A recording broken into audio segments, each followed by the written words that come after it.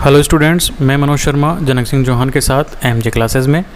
आज हमारा लेसन है लेसन नंबर 4 फ्लेमिंगो किताब का 12th क्लास की किताब है ये। और इसका लेसन नंबर 4 जिसका नाम है the rate trap. Rate trap का मतलब होता है चूहेदानी। तो पूरी का पूरी जो लेसन है वो चूहेदानी के ऊपर लिखा गया है। यहाँ पर चूहेदानी से तात्पर्य ये वर्ल्ड है, यानी इस संसार के अंदर हम किस तरह फंसे हुए हैं इन सभी के बारे में चूहेदानी के माध्यम से ये कहानी लिखी गई है। तो सबसे पहले हम देखते हैं इसके ऑथर के बारे में कि इसके जो लेखक हैं वो इस कहानी में क्या कहना चाहते हैं और उनका जीवन काल कैसा रहा है। तो लेखक हैं इसके सेल्मा लेगरलॉफ। ये 1858 यानी 1858 में पैदा हुई थी और 1940 यानी 1940 में ख़त्म हो गई या मर गई। Was a Swedish writer whose stories have been translated into many languages। ये एक स्वीडिश का मतलब होता है स्वीडन देश की, यानी इनका देश जो था स्वीडन में पैदा हुई थी। लेखक थी राइटर और whose stories जिनकी कहानियाँ जो हैं have been translated into many languages, कि इनकी कहानियों का अनुवाद संसार की कई भाषाओं के अंदर हुआ है। यूनिवर्सल यानी सार्वभौमिक, यानी जिसको सभी लोग पूरी दुनिया मानती हों ऐसी चीज़। तो सार्वभौमिक थीम यानी central idea runs through all of them, यानी इनकी जितनी भी कहानियां हैं उनमें कोई ना कोई सार्वभौमिक सत्य छुपा हुआ होता है।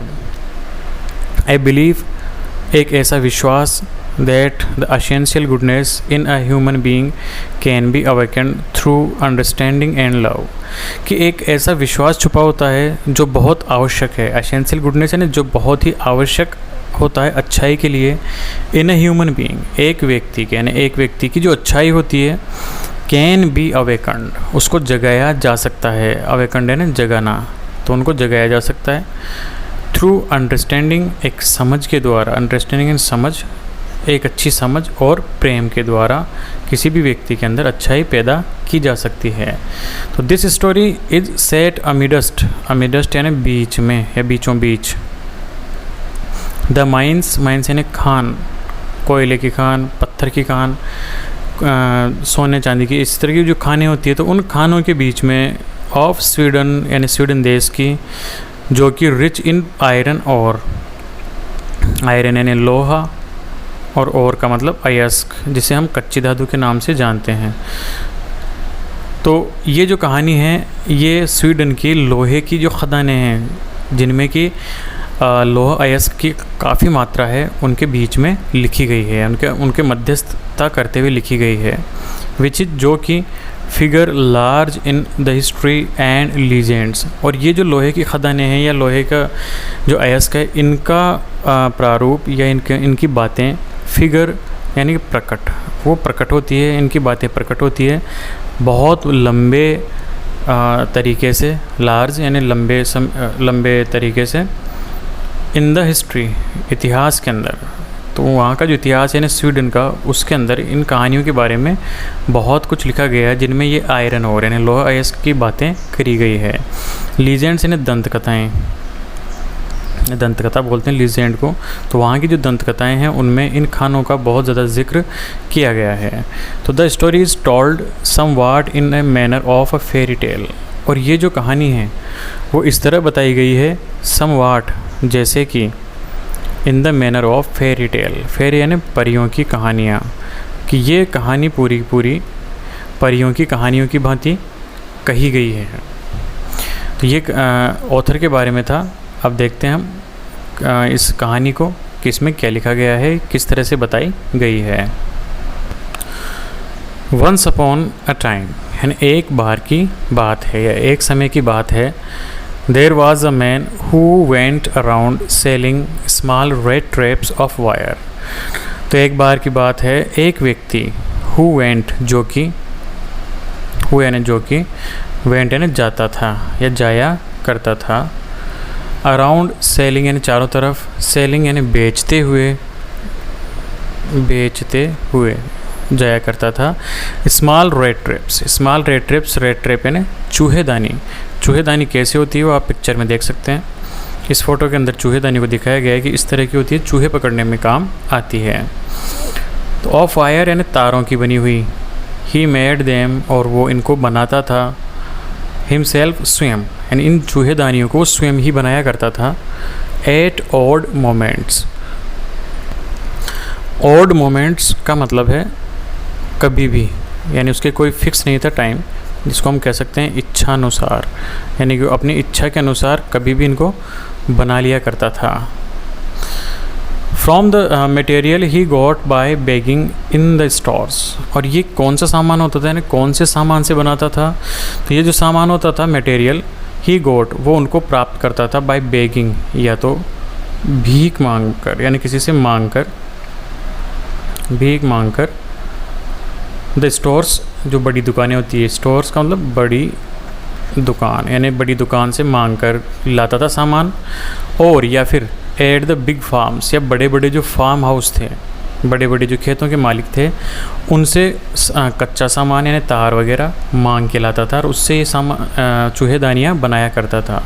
बट इवन सो, लेकिन फिर भी द बिजनेस कि ये जो व्यापार था वाज नॉट स्पेशली प्रॉफिटेबल, कि ये कुछ ज़्यादा विशेष फ़ायदेमंद यानी विशेष फ़ायदा कारक नहीं था। इस प्रॉफिटेबल यानी फ़ायदा कारक, विशेष फ़ायदा नहीं था इससे बिजनेस से। So he had to resort to both begging and petty thieveries to keep body and soul together. तो उसे क्या करना पड़ता था, हैड टू यानी पड़ता था, रिसोर्ट टू, रिसोर्ट यानी सहारा लेना, तो उसे क्या करना पड़ता था, सहारा लेना पड़ता था। बहुत यानी दोनों ही चीज़ों के लिए, दोनों चीज़ों की, एक तो बेगिंग यानी भीख मांगना, कि वो भीख भी मांगा करता था, एंड पेटी, पेटी यानी छोटी छोटी, थीवरी यानी चोरियाँ, तो छोटी मोटी वो चोरियाँ भी करता था, यानी छोटी मोटी चोरियाँ और भीख मांग कर अपना गुजारा करता था। So to keep body and soul together, ताकि क्या रख सके वो, अपने शरीर और आत्मा, सोल यानी आत्मा, दोनों को एक साथ रख सके, यानी जिंदा रह सके। तो जिंदा रहने के लिए उसको भीख भी मांगना पड़ती थी, छोटी मोटी चोरियाँ भी करनी पड़ती थी, चूहेदानियाँ बेचने के साथ साथ। इवन सो, और इस तरह his clothes were in rags, और इस तरह उसके जो कपड़े थे, क्लोथ्स यानी कपड़े, रेक्स यानी चीथड़े, चीथड़े का मतलब फटे पुराने, जो बिल्कुल गल के फट गए हों। हिज चीक्स वर संकन, तो उसके जो गाल थे, चीक्स यानी गाल, संकन यानी धंसे हुए, तो वो अंदर धंसे हुए थे। एंड हंगर, और भूख जो थी, ग्लीम्ड इन, वो चमकती थी, इन हिज आइज़, कि भूख उसकी आँखों से साफ साफ तौर पर झांकती प्रतीत होती थी कि बहुत भूखा है। नो वन कैन इमेजिन, कि कोई भी व्यक्ति कल्पना नहीं कर सकता, how and how sad, sad यानी दुख, एंड मोनोटोनस, मोनोटोनस यानी उबाऊ या बेकार, उबाऊ, life can be appear to such a vagabond who plods along the road left to his own meditations, कि कोई व्यक्ति ऐसी कल्पना भी नहीं कर सकता कि किस तरह, हाउ यानी किस तरह दुख के साथ, एंड मोनोटोनस यानी उबाऊ तरीके से, नीरसता के साथ, लाइफ यानी जीवन, can be appear to such a vagabond, vagabond का तात्पर्य है घर विहीन, ग्रह विहीन, जिसके घर न हो। तो एक घर विहीन व्यक्ति के लिए कोई कल्पना भी नहीं कर सकता कि वो कितना नीरसता के साथ और दुख के साथ अपना जीवन जीता है। हु, जो कि प्लॉट्स, प्लॉट्स यानी कदम बढ़ाता है, थके कदम, अपने जो थके हुए कदम है उनको बढ़ाता है, इट मीन्स चलता है, अपने थके कदमों के साथ चलता है। द रोड, रोड के साथ साथ, left to his own meditations, left यानी खोया होना, यहाँ पर छोड़ना नहीं होगा, खोया होना, कि जो खोया हुआ रहता है अपनी ही चिंताओं में, मेडिटेशंस का मतलब यहाँ पर चिंतन, तो अपने ही चिंतन में खोया रहता है, पूरे संसार से कोई तात्पर्य नहीं होता उसे और चलता रहता है। बट वन डे, लेकिन एक दिन, this man had fallen into a line of thought, लेकिन एक दिन ये व्यक्ति क्या हुआ, फॉलन, फॉलन है गिर गया। अब यहाँ पर गिर गया का तात्पर्य इसने सोचा या इसे पता चला। Into line of thought, line of thought है ना थिंकिंग, सोच कि एक विचार। तो एक दिन इसको एक विचार आया। क्या विचार था? विच इज़ रियली सीम्ड, यहाँ पर विच का मतलब है उस विचार के बारे में जो कि वास्तव में प्रतीत होता था टू हिम एंटरटेनिंग, उसके लिए एंटरटेनिंग यानी मनोरंजन करने वाला। तो एक ऐसा विचार उसके दिमाग में आया जिसने उसको काफ़ी मनोरंजन किया। He had naturally been thinking of his red traps, वो क्या कर रहा था स्वाभाविक तौर से, ही हैड नेचुरली यानी स्वाभाविक तौर से सोच ही रहा था ऑफ हिज रेड ट्रैप्स, उसकी चूहेदानियों के बारे में। और तभी वैन सडनली अचानक he was struck by the idea. तो यहाँ पर स्ट्रक बाय का मतलब होगा कौंधा, एक विचार उसके दिमाग में कौंधा, एक विचार उसके दिमाग में आया। दैट की द होल, होल यानी संपूर्ण। अब उसके विचार क्या आया कि जो संपूर्ण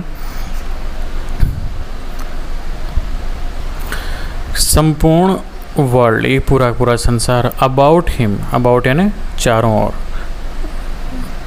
ओर कि उसके चारों ओर जो पूरा का पूरा संसार है, the whole world with its lands, कि पूरा का पूरा संसार इसके समस्त ज़मीनों सहित, लैंड्स है ना ज़मीनें, कि इसमें जितनी भी ज़मीन है उन सहित, एंड सीज और महासागर, जितने भी महासागर हैं उनके सहित, इट्स सिटीज़ इसके शहर, एंड विलेजेज और संपूर्ण गांव, यानी पूरे संसार के ज़मीन, महासागर, शहर और गांव, was nothing but a big red trap, ये सब कुछ भी नहीं थे, केवल एक क्या थे, बड़ा सारा रेड ट्रैप यानी चूहेदानी की पूरे के पूरा जो संसार है वो एक बड़ी चूहेदानी है।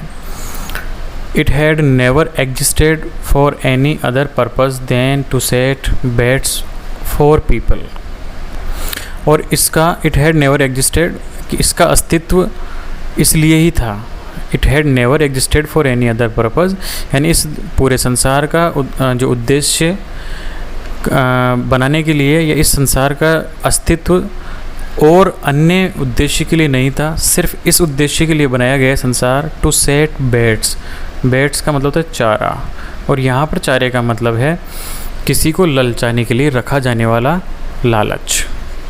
किसी भी व्यक्ति को ललचाने के लिए जो लालच रखा जाएगा उसे बोलते हैं बेट फॉर पीपल, यानी लोगों के लिए, कि इस संसार में लोगों के लिए लालच रखा जाता है। अब ये लालच कौन कौन से हैं? It offered riches and joys, कि ये इट ऑफर्ड रिचेज, तो ये जो संसार है वो ऑफ़र करता है रिचेज यानी धन दौलत, रिच का मतलब है धन, एंड जॉय यानी खुशियाँ, हैप्पीनेस। तो ये जो संसार रूपी चूहेदानी है ये लोगों को धन देती है, खुशियाँ देती है, शेल्टर यानी घर, शरण देती है, भोजन देती है, हीट यानी गर्माहट देती है, एंड क्लोथिंग और कपड़े प्रदान करती है। एग्जैक्टली बिल्कुल उसी भांति एज द रेड ट्रैप, जैसे कि चूहेदानी में रखा जाता है, ऑफ़र किया जाता है चीज़ यानी कि पनीर यहाँ पर ले सकते हैं, या एंड पोर्क, पोर्क बोलते हैं सूअर का मांस, यानी सूअर का मांस जिस तरह उस चूहे को पकड़ने के लिए चूहेदानी में रखा जाता है, उसी प्रकार से इतनी सारी चीज़ें इस संसार रूपी चूहेदानी में रखी जाती हैं। And as soon as any one let himself be tempted to touch the bait, और जितना संभव हो सके, एज सून एज यानी जैसे ही, एनी वन कोई भी, लेट हिमसेल्फ बी टेम्पटेड अपने आप को ललचाने देता है, यानी किसी को जब लालच आता है, टू टच द बेट तो क्या करता है, उस बेट उस चारे को छूता है, और इस चारे को छूते ही इट क्लोज्ड ऑन हिम, तो ये चूहेदानी बंद हो जाती है। And then everything came to an end, और इस प्रकार से हर चीज़, एवरीथिंग यानी प्रत्येक चीज़ क्या होती है, कैम टू एन एंड, वो आ जाती है एक अंत की तरफ। इट मीन्स सब कुछ समाप्त हो जाता है। तो द वर्ल्ड हैड ऑफकोर्स है निस्संदेह, जिस पर कोई शक ही नहीं किया जा सकता, कोई संदेह नहीं किया जा सकता, तो निस्संदेह never been very kind to him, कि ये जो संसार था वो निस्संदेह रूप से कभी भी उसके प्रति दयालु, काइंड यानी दयालु नहीं रहा था। सो इसलिए it gave him unwanted, unwanted ये ओ नहीं है, ए आएगा यहाँ पर, अनवांटेड जॉय। इसलिए to think ill of it in this way, कि इस तरह, इन दिस वे का मतलब इस तरह, इल यानी बुरा, इस तरह संसार के बारे में बुरा सोचकर वो क्या प्राप्त करता था, यानी जो बुरा सोचना था वो इसको अनवांटेड जॉय, अस्वाभाविक, यानी जिस बहुत ज़्यादा मज़ा देता था, अस्वाभाविक आनंद देता था, कि जब भी वो संसार के बारे में बुरा सोचता था तो उसको बहुत आनंद आता था। It became a cherished pass time of his, तो ये क्या था, चेरिस्ड यानी प्रिय, प्रिय, पास टाइम यानी कि एंटरटेनमेंट, मनोरंजन। तो ये जो था उस लोगों के बारे में बुरा सोचना उसका सबसे प्रिय मनोरंजन का साधन बन गया था। ड्यूरिंग मैनी ड्रेरी, ड्रेरी यानी नीरस, प्लोडिंग्स यानी थके कदमों से चलना, थके कदमों से, तो जब सड़क किनारे नीरस कदमों से चलता रहता था। टू थिंक ऑफ पीपल, तो लोगों के बारे में सोचता था, उन लोगों के बारे में ही new who had let themselves be caught in the dangerous snare, कि जिन लोगों को जानता था उन लोगों के बारे में सोचता था, और जिन लोगों ने had let themselves, जिनको कि स्वयं नहीं, themselves उन स्वयं ने ही be caught फंसने दिया, let यानी यहाँ पर दिया, तो फंसने दिया, the dangerous snare, snare यानी जाल, तो इस खतरनाक संसार रूपी जो जाल है उसके अंदर जिन लोगों ने अपने आप को फंसने दिया, ये उसके बारे में सोचता रहता था और अपना टाइम पास करता था।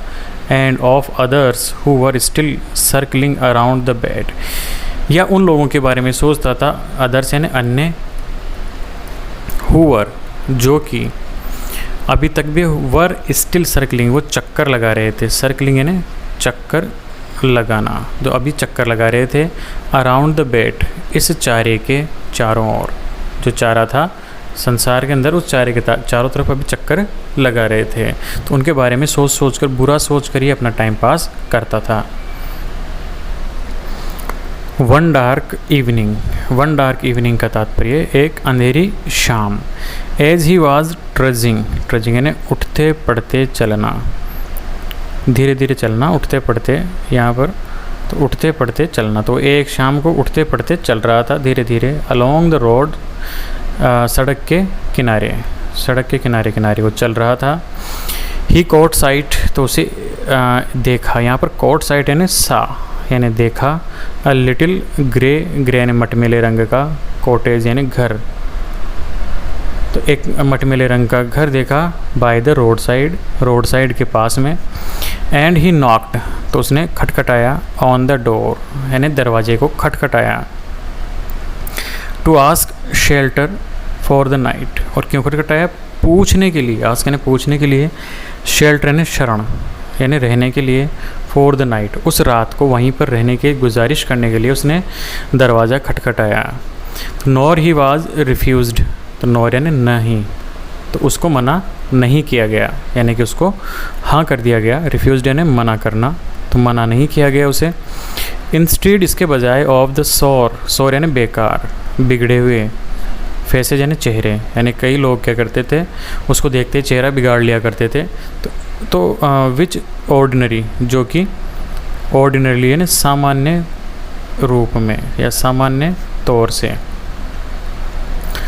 मेट हिम जिनको मिलता था, द ऑनर, तो जैसे कि सामान्य लोग उसको मिलते ही अपना चेहरा बिगाड़ लेते थे, तो उनकी भांति इस व्यक्ति ने, जिस घर के बाहर जाकर इसने शरण मांगी, उस व्यक्ति ने चेहरा नहीं बिगाड़ा और हाँ कर दी, भाई ठीक है तुम रह जाओ। तो द ऑनर, ऑनर यानी मालिक, तो उस कच्चे घर का जो मालिक था, वाज एन ओल्ड मैन, वो एक बूढ़ा व्यक्ति था, विदाउट वाइफ, जिसके कोई वाइफ यानी पत्नी नहीं थी, और चाइल्ड या कोई बच्चा नहीं था। Was happy to get someone to talk, वो बहुत खुश था टू गेट यानी पाकर, समवन किसी को यानी किसी व्यक्ति को पाकर, टू टॉक बातें करने के लिए, बातें करना, ऑन हिज लोनलीनेस, लोनलीनेस का मतलब होगा अकेलापन, कि उसके अकेलेपन में किसी व्यक्ति को बातें करने के लिए पाकर वो बहुत खुश हुआ। इमीडिएटली तो तुरंत, इमीडिएटली तुरंत, ही पुट द पोरिज, पोरिज का मतलब दलिया, पॉट ऑन द फायर, तो उसने क्या किया, तुरंत एक पॉट यानी कि एक कटोरा या एक भगोनी चढ़ा दी दलिए की, ऑन द फायर, आग के ऊपर, एंड गेव हिम सपर, और उसे सपर, सपर का मतलब होता है शाम का भोजन, तो उस रेड ट्रेप बेचने वाले को या उस चूहेदानी बेचने वाले व्यक्ति को शाम का भोजन दिया उस बूढ़े ने। देन ही कार्व्ड ऑफ, और तब उसने काटा, यानी जब भोजन कर लिया तो भोजन करने के बाद उसने काटा, सच अ बिग स्लाइस, एक टुकड़ा, स्लाइस का मतलब टुकड़ा, फ्रॉम हिज टोबैको रोल, अपने जर्दे या तंबाकू, जो तंबाकू का रोल था बड़ा सारा लपेट कर रखी हुई थी तंबाकू को, उसमें से एक टुकड़ा काटा। That it was enough both for his strangers pipe and his own, कि वो टुकड़ा जो था वो पर्याप्त था, इट वाज एनफ यानी पर्याप्त, बोथ दोनों के लिए, फॉर द स्ट्रेंजर्स पाइप, उस अजनबी, स्ट्रेंजर यानी अजनबी, पाइप यानी चिलम, तो उस अजनबी व्यक्ति की चिलम, और ख़ुद के लिए पर्याप्त था वो टुकड़ा, इतना काट लिया। फाइनली, और अंत में, he got out an old pack of cards, और अंत में उसने क्या किया, बाहर निकाला एन ओल्ड पैक, एक पुराना पैकेट, पैक यानी पैकेट ऑफ कार्ड्स, कार्ड्स यानी ताश, तो ताश के पत्तों का एक पुराना पैकेट निकाला, एंड प्लेड, और उन्होंने खेलते रहे वो मजोलिस, मजोलिस एक खेल है जो ताश के पत्तों से खेला जाता है, तो वो खेल खेलते रहे विद हिज गेस्ट, अपने मेहमान के साथ, अनटिल बेड टाइम, जब तक कि उनका बेड टाइम का मतलब सोने का समय, जब तक वो सोने का समय नहीं हुआ तब तक वो ताश खेलते रहे। ये फर्स्ट पार्ट ख़त्म होता है इस लेसन का। सेकंड पार्ट अब नेक्स्ट वीडियो में देखते हैं। तब तक के लिए जय हिंद, जय भारत।